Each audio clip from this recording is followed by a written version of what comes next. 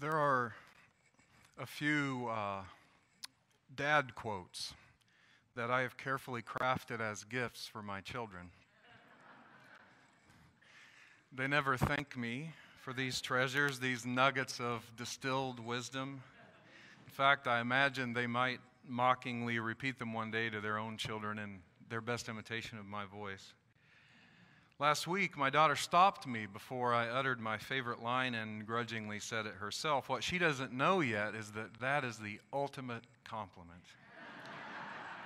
This particular gem, the one that she knows by heart now, usually goes something like this. I say to them, "Please feed the pets before you go upstairs." The child replies, "I know, Dad." And I say, and here's the dad line, "It's not enough to know it, you have to actually do it." Another of my golden oldies, and one more pertinent to today's topic, goes this way. The fact that something sounds right to you doesn't mean it's true. Not my most creative work, maybe, but really important. Because I'd imagine we've all had the experience of being absolutely convinced of something, only to realize later either that we were wrong or we just don't feel that way anymore. If you've been around here for a while, you've heard me say before that around the year 2000, when I was still a journalist, I was 23-year-old Mr. Super Jesus-y fundamentalist Christian. Every day I lugged my big preacher Bible to the office and put it on my desk as a reminder to my fellow writers, especially to the feature writer behind me who voted Democrat and seemed to be a real heathen, that Jesus had the wheel on my side of the office. So one day the feature writer and the guy who covered the police beat, both, again, hopelessly liberal media types, ganged up on me for sport. They tried to convince me that I didn't know Jesus died for everyone's sins, I just believed it. Now, I would like to tell you that I said, "Oh yeah, I can see that." But I was too young and I knew too much then, much more than I know almost 20 years later. Instead, I said, "No, I know Jesus died for my sins the same way I know my right arm exists." Oh. I am horrified about that now. It's embarrassing to tell you, but I'm trying to model vulnerability up here. I wish I had been able to hold more space for ambiguity back then. 10 years later, 10 years after my newsroom defense of conservative theology in the year 2010, I had moved through 7 years of ministry in an evangelical denomination and had been a Unitarian Universalist for a few years already. When I was forced to really think through my beliefs, forced to defend them academically in seminary and preach about them every week, they didn't hold up for me. I thought at that point that I had overcome fundamentalism in my thinking, but like a driver who wakes up headed for the guardrail, I overcorrected away from fundamentalist faith in the direction of fundamentalist atheism. I still knew everything, but now it was a different set of things that I knew everything about.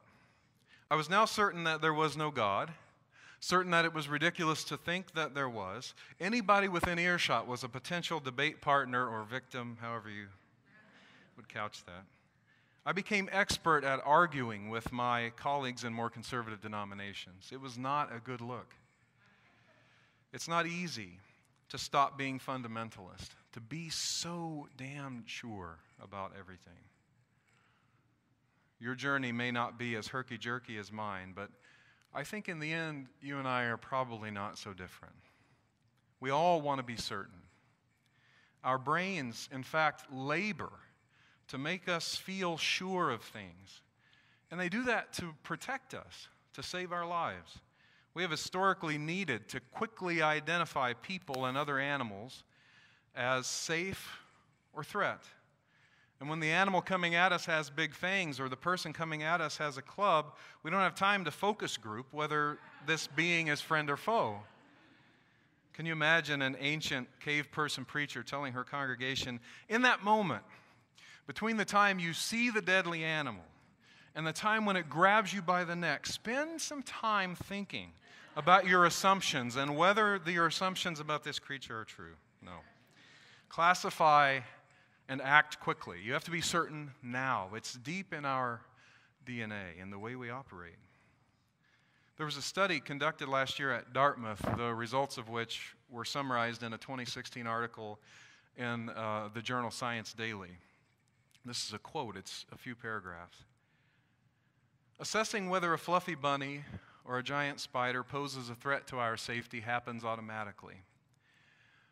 New research suggests the same brain areas may be involved in both detecting threats posed by animals and evaluating other humans' intentions. Previously, the Dartmouth scientist who ran the project, his research group found that hierarchical classes of animals, say bugs versus mammals, are represented in an area of the brain called the lateral occipital complex. I'm reading these words. Some of you know what they mean.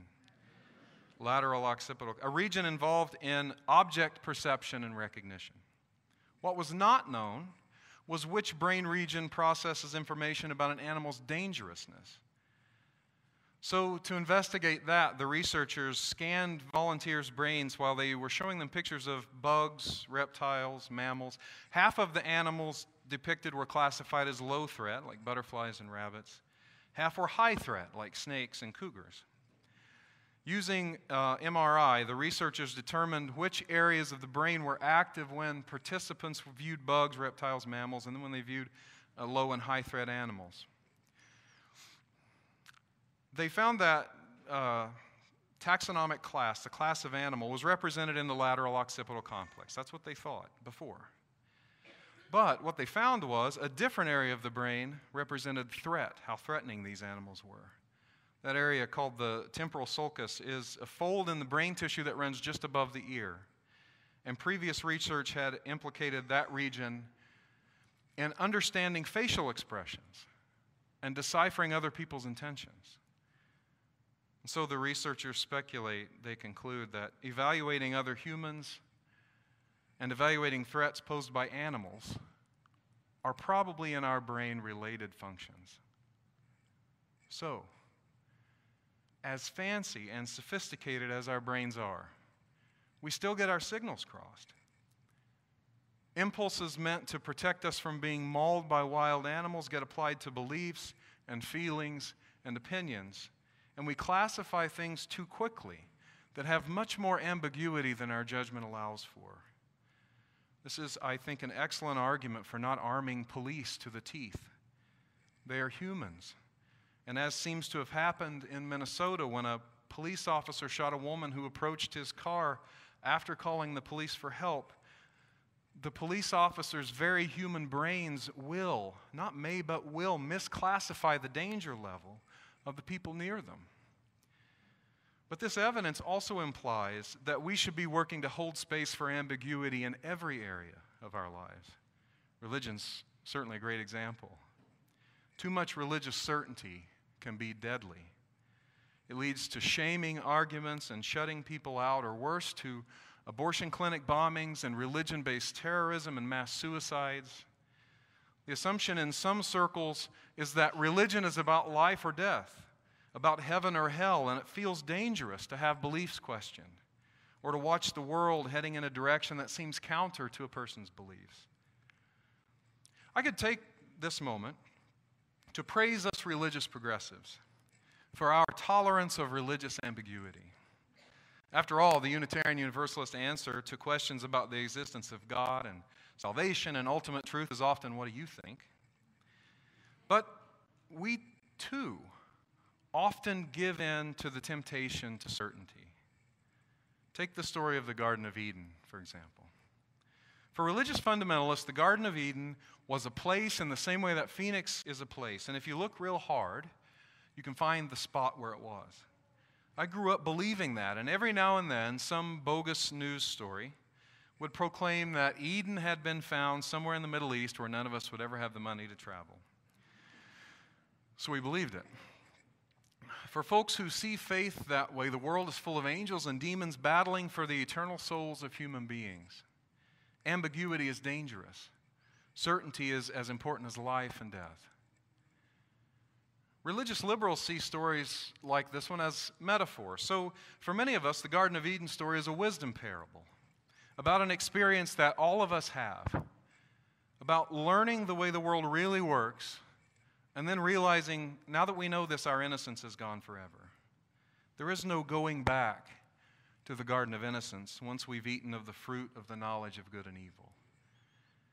But I've had conversations with some liberal folk who don't like that I see the Eden story as a metaphor. They've rejected the Bible in total, and they want me to believe what they think everyone believes about that story. The fundamentalist real as Phoenix thing. Stay still, they seem to be saying. Stay still so I can argue with you. We're all looking for certainty. But we live in an uncertain world. Gilda Radner said it well. I wanted a perfect ending. Now I've learned the hard way that some poems don't rhyme, and some stories don't have a clear beginning, middle, and end. Life is not about knowing. Life is rather about not knowing, having to change, taking the moment and making the best of it without knowing what's going to happen next. Delicious ambiguity. To relate to ambiguity as delicious, to be able to hold space for it against some of our strongest natural instincts, how in the world does a person do that? I'm not certain. See what I did there?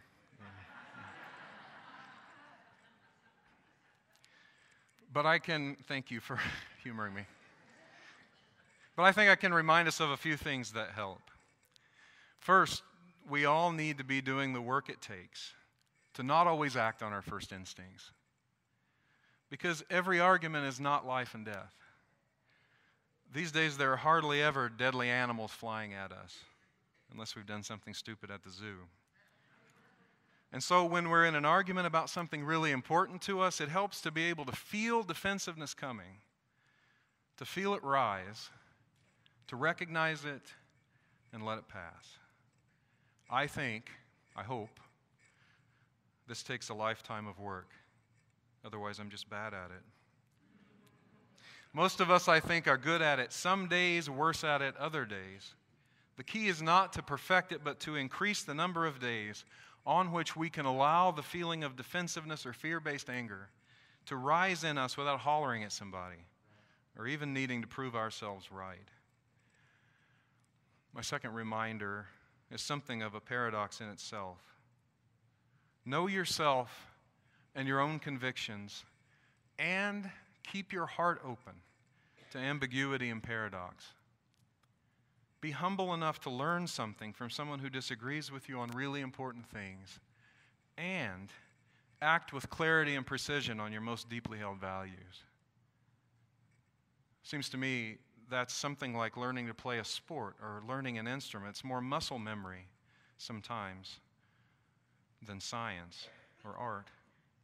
I think for most of us, just like not acting on our defensive feelings, some days we knock this out of the park, and some days we strike out big time. We are living out a great paradox. Ambiguity is just a part of life. It's not convenient. In fact, it can be a real pain, but it's true. You and I, we might be wrong about really important things, or we might not. And here's the hardest part. In some cases, we may never know. Yet our brains want more than anything for us to be certain and safe. It's really, really hard not to flee to a pretended certainty or to just shut down thinking about whatever that thing is. I think the best I can do with that is conclude with a few new dad quotes for my kids and for myself. Be watching for them at home. Be humble, because you could be wrong, or, even more importantly, you could be right, and your aggression could keep the other person from seeing it. I was inspired by Yogi Berra on the next one. Don't be so sure until you're sure you're sure. And even then, don't be so sure. Know your convictions. Act on them with everything you have, and always be ready to grow and change. And remember, as the song we're about to sing says, you might be wrong. May we be so. Amen.